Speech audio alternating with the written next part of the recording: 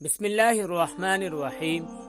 آپ صلی اللہ علیہ وسلم نہ بہت طویل القامت تھے نہ پست قد، مگر دوسرے آدمیوں کے مجمع میں سب سے بالا معلوم ہوتے تھے۔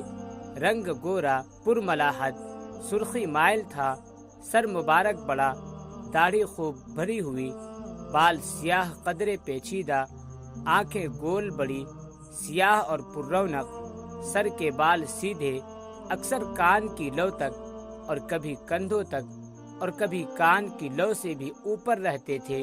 بھویں باہم پیوستہ، ایک باریک سی رگ درمیان میں فاصل تھی کہ غصہ کے وقت ظاہر ہوتی تھی۔ آنکھوں کی سفیدی میں سرخ ڈورے بھی تھے، رخسار نرم اور پرگوشت تھے، سر میں تیل ڈالتے تھے اور آنکھوں میں سرما لگاتے تھے۔ دانت مثل مروارید سفید و چمکدار تھے، تبسم کے سوا کبھی کھلکھلا کر نہ ہنستے تھے۔ آپ صلی اللہ علیہ وسلم نہایت خندہ رو، شیریں کلام، فصیح شجاع اور جامع جمیع کمالات انسانیہ تھے۔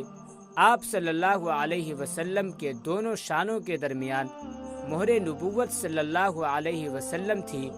آپ صلی اللہ علیہ وسلم اپنا کام خود اپنا ہاتھ سے کرتے تھے، کسی کا سوال رد نہ کرتے تھے، سوائے سیدنا ابراہیم علیہ السلام کے، جو ماریہ قبطیہ رضی اللہ تعالی عنہا کے پیٹ سے پیدا ہوئے تھے۔ باقی تمام اولاد آپ صلی اللہ علیہ وسلم کی سیدنا خدیجہ رضی اللہ تعالی عنہا کے بطن سے پیدا ہوئی۔ سب سے پہلے سیدنا قاسم پیدا ہوئے، جو 4 سال کی عمر میں مکہ ہی میں فوت ہو گئے تھے۔ انہی کے نام سے آپ صلی اللہ علیہ وسلم کی کنیت ابو القاسم ہوئی۔